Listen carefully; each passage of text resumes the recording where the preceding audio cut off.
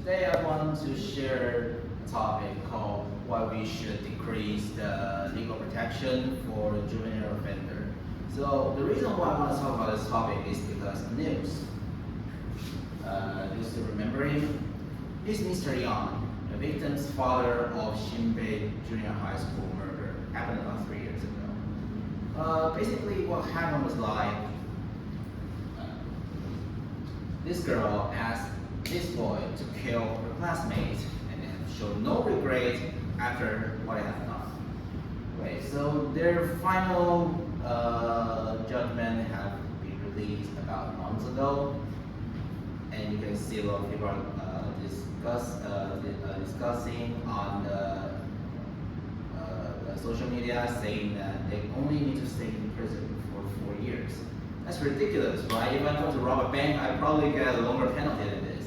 So I'm really curious about what exactly happened, because if the law cannot give enough penalty to those people who's really guilty, then we should fix it, right? So I've done a lot of research online to search about the detail of the case, some regulation, the law, and find out this is not just a problem about this case, it's a problem related to a lot of things.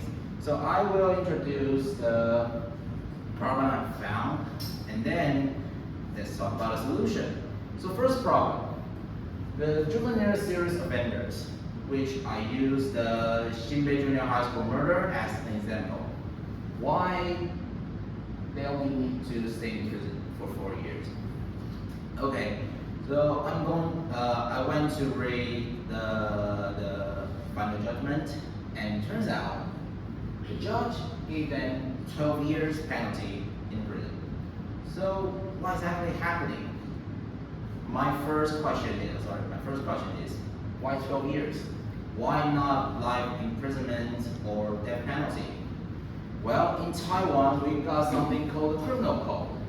It has a rule in it called a mandatory sentence reduction. If you're someone aged between 14 to 18, you might get a Medicare.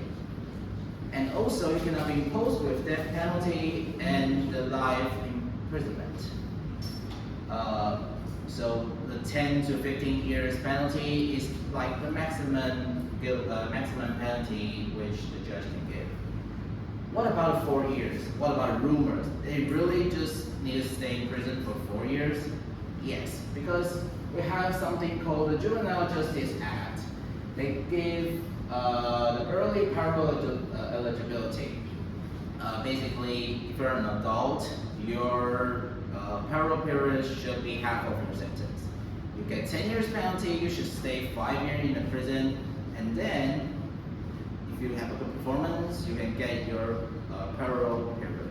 But if you are a juvenile, you only need to stay in prison for 1/3 of your sentence. So what is 1/3 of 12 years? Exactly, 4 years. So I believe this is like a legal loophole, because someone who is really guilty cannot get enough penalty. And that's the reason why I'm here today. I believe we should fix it. And when people know there's a legal loophole, what will they do? They'll use it, right? So brings our second problem. The gangs or the criminal organization use minor as a shield to participating in a criminal activity. This is the crime statistics for 12 to 17 years old kids.